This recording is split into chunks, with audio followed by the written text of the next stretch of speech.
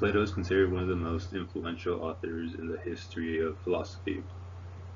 Plato was a student of Socrates, and he would also later go on to teach Aristotle.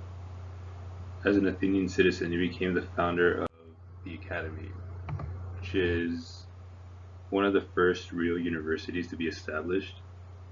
It taught subjects such as mathematics, natural sciences, and philosophy. One of his most notable pieces of work is The Republic. And in The Republic, he kind of dives into the meaning of justice and injustice through a series of dialogues. And much like his teacher Socrates, Plato was also in search of some enduring knowledge. So one of Plato's ideas that was discussed in the book is this theory of forms, which took on some Pythagorean beliefs. So the idea behind these beliefs is that everything in the empirical world is just a manifestation from a more pure form or idea that exists in the abstract, meaning that our world, the empirical world that we live in, is just a poor imitation of the real world.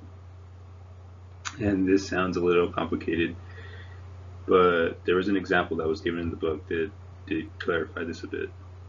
So the book gave an example of 1,000 cats that you've come across in your life. So all of these cats would be considered an inferior copy of a more abstract idea or form of catness, or the essence of catness, meaning that there exists a more pure form of catness in the abstract.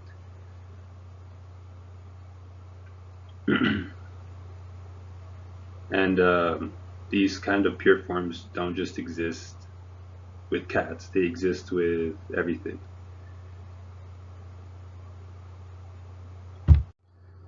The book also talks about this divided line analogy.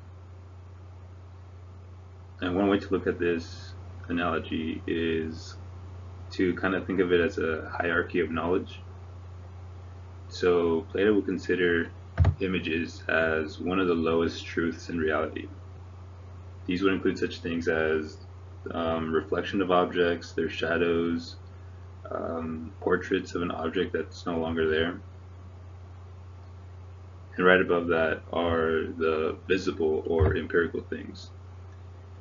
And unlike the images, these are the objects themselves that give us more knowledge than the reflection would. And this could include anything from animals to objects, really anything that we could identify with our senses. And these two make up the realm of opinion. And then the next closest thing to knowledge that we can utilize are mathematics. But this still isn't perfect because it utilizes knowledge from the empirical problems. So Plato considered that the highest form of knowledge are these pure forms of understanding that I had previously discussed, such as the catness or the essence of an object. So these are just a few of Plato's concepts that I had looked into.